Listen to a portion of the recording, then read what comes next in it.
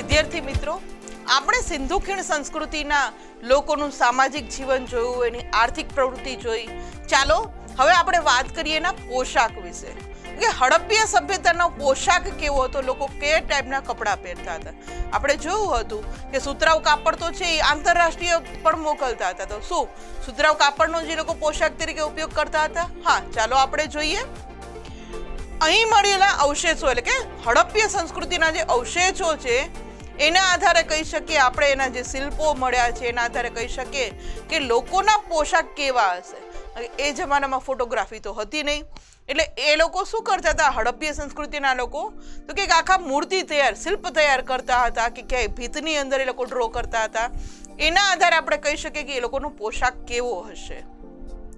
સ્ત્રીઓ અને પુરુષો બે કપડાં પહેરતા હતા. કઈ રીતના પહેરતા હતા ચાલો જોઈએ. તો કે જેના કમરથી નીચેના ભાગમાં ધોતી જેવું, કારણ કે જે શિલ્પ મળ્યા છે એને જાણે ધોતી પહેરાવ્યું હોય એ રીતનું શિલ્પ મળેલું છે પથ્થરનું.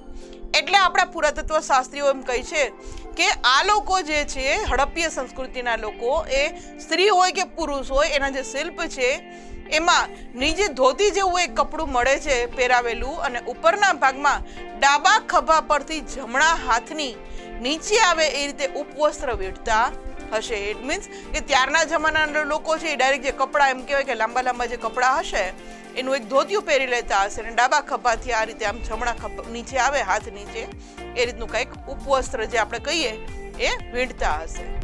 ત્યારબાદ વાત કરીએ તો આ ઇમેજની અંદર આપણે જોઈએ છીએ કે જે ધોતી નીચે પહેરેલી છે, ઉપર ઉપવસ્ત્ર વીંટેલું છે. સ્ત્રી હોય કે પુરુષ હોય, આ રીતના જે લોકો કપડાં પહેરેલા જોવા મળે છે.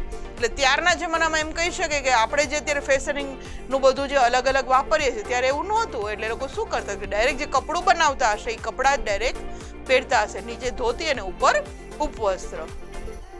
ત્યારબાદ વાત કરીએ તો આ લોકો સુતરાઉ કાપડનો ઉપયોગ કરતા હતા. શું કામ? કારણ કે સુતરાઉ કાપડના નમૂના મળી આવ્યા છે ત્યાંથી. એટલે આપણે કહી શકીએ કે આ સિંધુ ખીણ સંસ્કૃતિના લોકો છે એ સુતરાઉ કાપડનો ઉપયોગ કરતા હશે.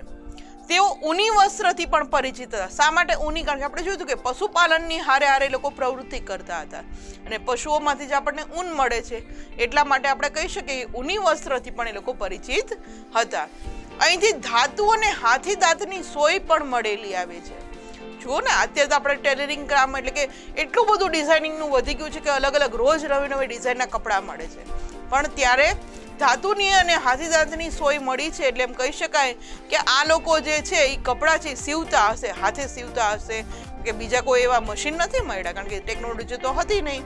એટલે સોયના આધારે એમ કહી શકાય કે કપડાં સીવીને પહેરતા હશે. મે બી ધોતિયું છે કે ઉપરનું ઉપવસ્ત્ર છે એને થોડું ઘણું સીવી અને લોકો પહેરતા હશે.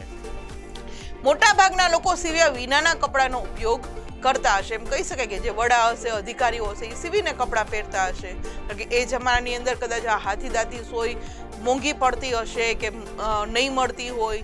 એટલે મોટા ભાગના કપડાં છે એમ કહેવામાં આવે છે કે સીવ્યા વિનાના છે અને થોડા ઘણા કપડાં છે એ સીવેલા પહેરતા હશે. આ ઇમેજની અંદર જે આપણે જોઈ શકીએ છીએ કે ત્યારના જમાનાના લોકો છે જે કપડાં પહેરતા હતા, ધોતી છે, ઉપવસ્ત્ર છે, આપણે જોઈ શકીએ.